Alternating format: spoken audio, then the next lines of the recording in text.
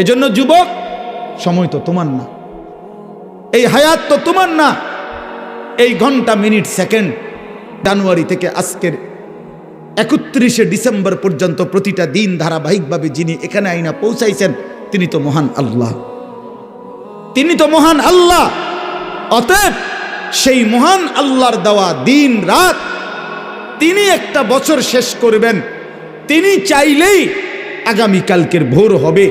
তাইলে যেই আল্লাহর হাতে দিন, যেই আল্লাহর হাতে রাত, যেই আল্লাহর হাতে সময়, মিনিট, মুহূর্ত, সেই আল্লাহর নাফরমানি করে, সেই আল্লাহর অবাধ্যতা করে তিনি নাচ নিষেধ করেছেন, গান নিষেধ করেছেন, ছেলে মেয়ের অবাধ মেলামেশা তিনি নিষেধ করেছেন, তিনি উলঙ্গ দৃশ্য নিষেধ করেছেন, জিনা ব্যভিচার নিষেধ করেছেন, মদের আড্ডা হারাম করেছেন, জুয়ার আড্ডা হারাম করেছেন। অতএব যেই বেঈমানরা, যেই নাফরমানরা, যেই অবাধ্যরা, যেই পাপীরা, যেই জালেমরা, যেই অসভ্যরা, যেই নর্তকীরা, যেই জানোয়াররা আল্লাহর দেওয়া 31শে ডিসেম্বরের এই রাতে নাচবে, গাইবে, ফুর্তি করবে, অসভ্যতা করবে, উলঙ্গপনা করবে, মদের আর জুয়ার আড্ডার মধ্যে জড়ায়া পড়বে, ওরা অসভ্য, বর্বর, নোংরা, অসভ্য ছাড়া, চরিত্রহীন ছাড়া, লম্পট ছাড়া অন্য কিছু হইতে পারে না। ওরা ইমানদার হইতে পারে না, ওরা মুসলমানের বাচ্চা হইতে পারে না। মুসলমান তো তাকে বলে যে আল্লাহকে মানে, ইমানদার তো তাকে বলে যে আল্লাহকে মানে।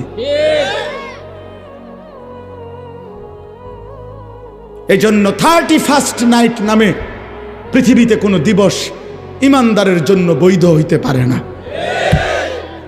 31শে ডিসেম্বর রাত 12টাকে পরবর্তী দিনের শুরুতে নাচে গানে ছেলে মেয়ে অবাক, অসভ্য, নোংরামি, উলঙ্গপনা, ফটকা ফুটাবে, বাজি ফুটাবে, নাচবে, গাইবে, মদের আড্ডায় ভরে যাবে, উলঙ্গ, অসভ্যতা, অশ্লীলতা করবে। যুবক, রক্তে যদি ঈমানের এক ফোঁটা থাকে, মুসলমানের ঘরে যদি জন্ম নিয়ে থাকো, কোনো মার, পবিত্র মায়ের যদি 2 বছর দুধ পান করে থাকো, কোনো মুসলিম পরিবারে যদি জন্ম নিয়ে থাকো, তো এখানের সবগুলো ছেলে তোমরা এখন, আজকে, এখন এই মুহূর্তে বুড়া মুরব্বী যারা আছেন তারা জাগাত বসা থাকবেন, আপনারা না ওলামায়ে কেরামও বসা থাকেন। বাকি সমস্ত নওজোয়ান আজকে এই সমস্ত আলেমদের সামনে দাঁড়ায়া তোমরা এখন নিয়ত করো, আজকের এই 31st নাইটকে থুতু মারি, থুতু মারি, থুতু মারি, থুতু মারি। দাঁড়াও যুবক, দাঁড়াও নওজোয়ান, দাঁড়াও নওজোয়ান।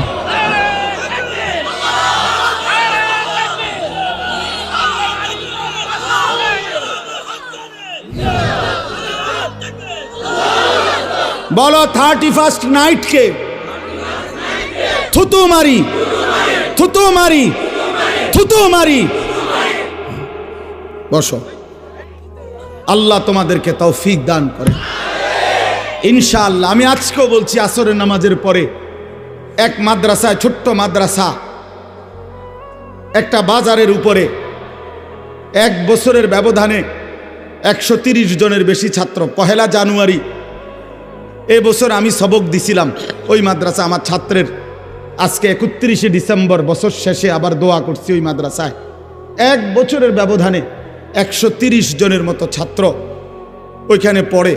তখন আমি বলছিলাম এই কথাটা, সারা বাংলাদেশের গলিতে গলিতে, রোডে রোডে, রাস্তায় রাস্তায়, গ্রামে গঞ্জে, জেলা উপজেলা মফস্বলে আলহামদুলিল্লাহ ব্যাপকভাবে মাদ্রাসা চালু হয়েছে।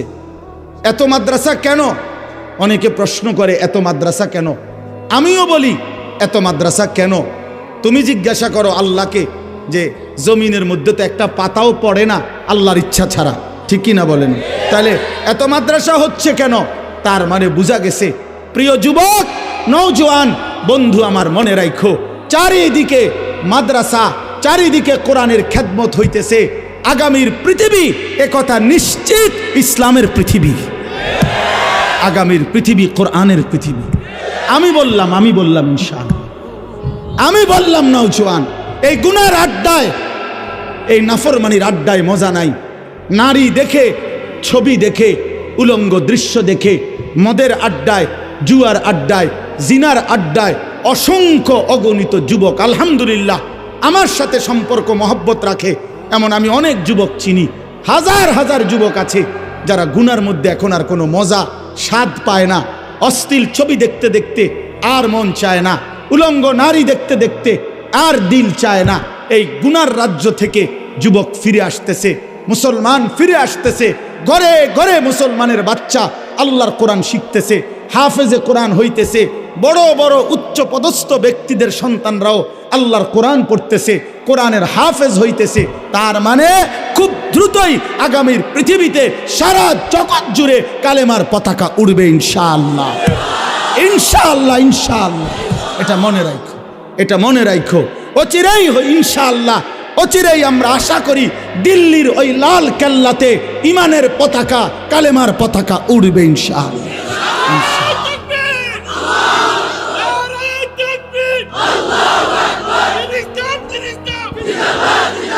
ভারতের 130 কোটি বেঈমানের, ভারতের 130 কোটি হিন্দু বেঈমানের কোন হুমকি ধমকি ইমানদার বাংলার মুসলমান এক সুতাও গনায় ধরে না। তোদের 130 কোটিকে আমরা ভয় পাই না, সোজা কথা। কলিজার খুন যাবে, কত লক্ষ ইমানদারের রক্ত দেখতে চাও?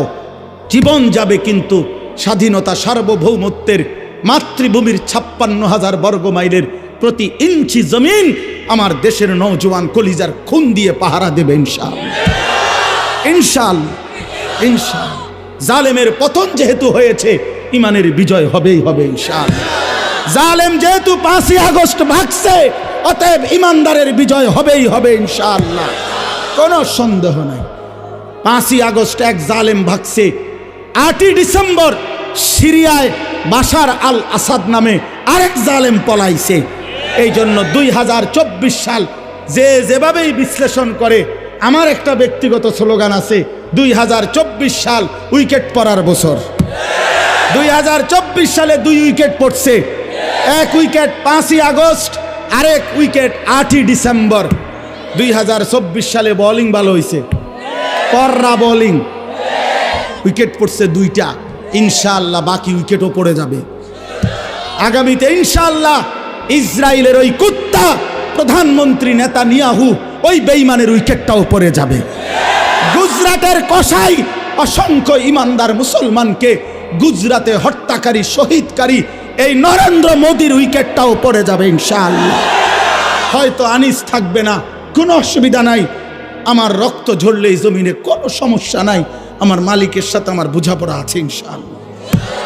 আমার সন্তানকে আমি বলে দিছি, বাপ কোনো দিন যদি শোনো বাপ নাই, কোনো অসুবিধা নাই। আগামীর কালেমার কথা, ইসলামের কথা তোরা বলবি বাপ, তোরা বলবি, কোনো অসুবিধা কি হয়েছে? জীবন গেলে সমস্যা কি? আল্লাহর জন্য জান দিলে এটা কি লজ্জা? কোনো অসুবিধা কি? অসুবিধা কি? এই জন্য প্রিয় ছেলেরা আমার, আগামীর বাংলাদেশ, আগামীর বছর নতুন করে আবার সিদ্ধান্ত নাও, আল্লাহর সাথে সম্পর্ক করো। 31st নাইট কোনো ইমানদারের কোনো উৎসব হইতে পারে না। 31st নাইট কি পরিমাণ অসভ্য তুমি যদি শুনো ভাইয়া, তুমি জিজ্ঞাসা করো ওই বেঈমানদেরকে। আমাদের ছেলে পেলেদেরকে নাচে গানে লাগায় দিছে, অথচ এটার মূল বক্তব্য হলো তাদের একটা মূর্তি আছে, এই মূর্তিটার 2টা মুখ, 2 মুখ মূর্তি। এই 2 মুখওয়ালা, মানে এদিক দিয়েও মুখ, এদিক দিয়েও মুখ মূর্তির। এই 2 মুখ মূর্তির এই পিছনের দিক দিয়ে আইসা রাত্র 31শে ডিসেম্বর 12টায় আপনার লাস্ট টাইমে, লাস্ট মিনিটে এই পাশে আইসা দেবতাকে বলে যে, হে মহান দেবতা, বিগত বছরের জন্য আমাদের অপরাধ মার্জনা করো। আবার ঘুইরা এই পাশ দিয়ে আইসা আগামী বছরের জন্য আমাদের জন্য পুণ্য ভালোর ফয়সালা করো।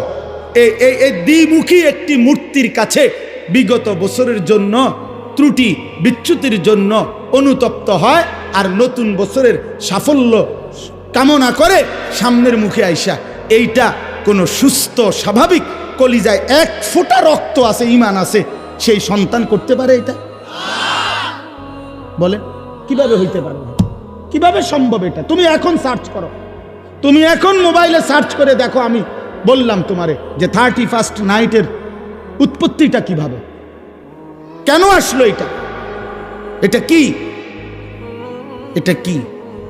ছেলেরা নাচবে, গাইবে, ফুর্তি করবে, মদ খাবে, জুয়া খেলবে, নারী নিয়ে উলঙ্গপনা, অসভ্যতা, নোংরামি করবে, জেনা করবে, ব্যভিচার করবে। আস্তাগফিরুল্লাহ। এটা ইহুদির দেশ? এটা মুসলমানের বাংলাদেশ? এটা হিন্দুদের বাংলাদেশ? না, আমরা তো কোনোদিন হিন্দুদেরকে জুলুম করি নাই। হিন্দু থাকুক, সংখ্যালঘু থাকুক, আবহমান কাল ধরে বাংলাদেশের ঐতিহ্য, হিন্দুরা, সংখ্যালঘু যেই জাতিরা আমার দেশে সুন্দরভাবেই থাকতেছে, সুন্দরভাবেই বসবাস করতেছে। আমরা কোনোদিন ইমানদার মুসলমান তাদের উপরে কোনোদিন জুলুম করি নাই। কিন্তু আমাদের পরিষ্কার বক্তব্য, 2024 সালের শেষ বেলায় যুবক তোমাদেরকে সাথে নিয়ে আবারও বলতে চাই যে হিন্দু থাকবে, কিন্তু ইসকনের গুন্ডারা, সন্ত্রাসীরা বাংলাদেশে থাকতে পারবে না। ওরা গুন্ডা, ওরা গুন্ডা, ওরা গুন্ডা।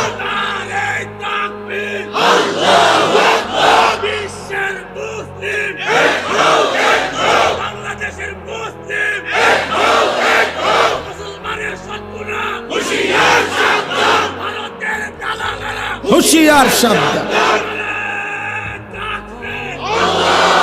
আলু দিবে না, পেঁয়াজ দিবে না, আটা দিবে না, মোদির আব্বার পেঁয়াজ, তোর বাপের পেঁয়াজ, ভারতের বেঈমানদের পেঁয়াজ নি, বলেন তোদের আব্বার নি পেঁয়াজ এটা, তাহলে আলু তোর বাপের আলু?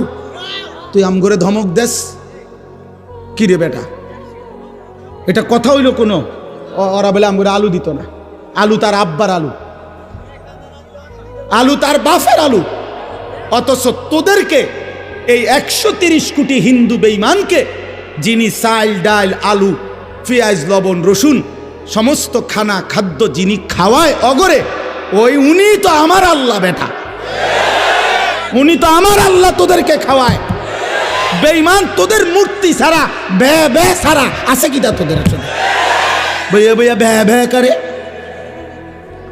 আল্লাহ তো আমার মালিক তাদেরকে খাওয়ায় আর আমারে দমক দেয়।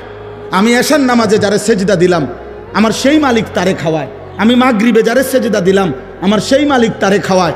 আমি আজকের আসরের নামাজে যারে সেজদা দিলাম, আমার সেই আল্লাহ তারে খাওয়ায়। আমার জোহরে যেই মালিককে আমি সেজদা দিলাম, আমার সেই আল্লাহ তারে খাওয়ায়। আজকের ফজরে আমি যারে সেজদা দিলাম, সেই আল্লাহ আমারে খাওয়ায়। তো তুই আমারে ধমক দেস, আমার মাওলা তোরে খাওয়াইলে আমি যার গোলামি করি, আমি তাকে সেজদা করি, তিনি আমারে খাওয়াইবে না? না, কথা হইল মিয়া, কথা হইল। এই সমস্ত, এই জন্য এই সমস্ত ধমক সমকে কোনো কাম হবে না ইনশাআল্লাহ। বাংলাদেশের জমিন ছোট হোক আমরা, কিন্তু আমরা স্বাধীন জমিন, আমরা সার্বভৌম জমিন।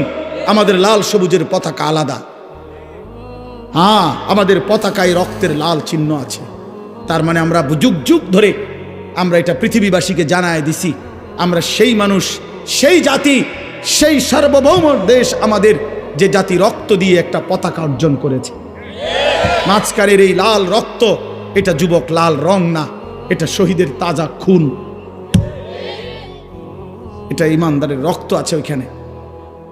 এজন্য পতাকার রং লাল, এটা রং না, এটা শহীদের খুন।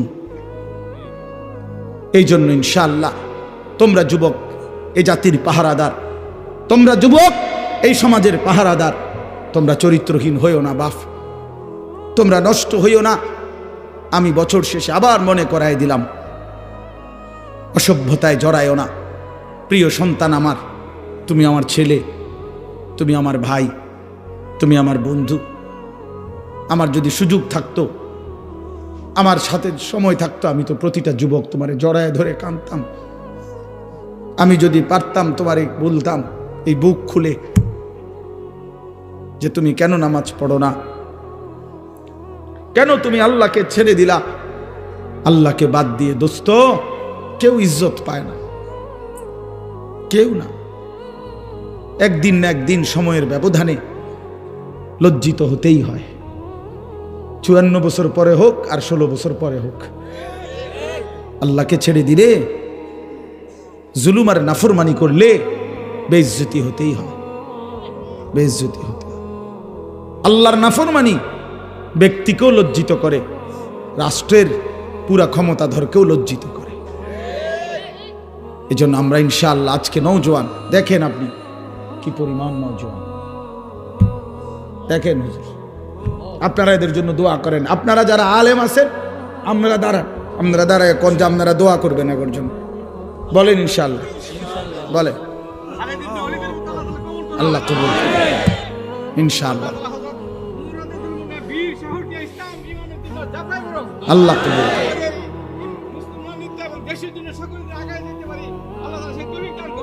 আমিন আমিন, আল্লাহ কবুল করেন।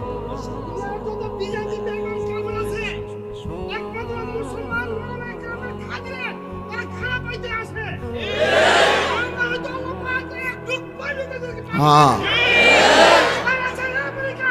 সাম্রাজ্যবাদের পরীক্ষা হচ্ছে, রাশিয়া দিয়েছে তার বিভিন্ন চক্রান্তের মাধ্যমে মুসলিম কান্ট্রিদের সেবামূলক প্রতিষ্ঠান নাম দিয়ে বিপুল অর্থ প্রলোভন দিয়ে অত্যন্ত ঠান্ডা মাথায় হরণ করে নিচ্ছে মুসলমানদের ইমানি সম্পদকে। তাতে বিভ্রান্ত হচ্ছে মুসলমানের সন্তানেরা, মুসলমানদের সন্তানদেরকে নিজেদের বেঈমান বানাবার জন্য ক্যাডেট কেজি যত আবিষ্কারের পক্ষ সরকার প্রতিষ্ঠানে চাল করতেছে। প্রতিষ্ঠান কওমি মাদ্রাসা, ওলামায়ে কেরামের যে মাদ্রাসা, দারুল উলুম দেওবন্দের অনুসারী মাদ্রাসাকে থেকে পিছিয়ে ইনশাআল্লাহ আল্লাহ কবুল করেন, আল্লাহ কবুল করেন। ঠিক আছে ইনশাআল্লাহ, আমিন। ঠিক আছে, বসেন।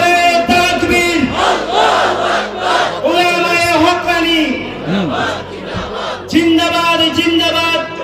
আমার উদ্দেশ্য ছিল এটাই বলা, আমি আজকে বয়ান করা যাইতো, কিন্তু ওই যে একটা বছর শেষ, এই জন্যই মনের আবেগে তোমাদের কাছে বললাম।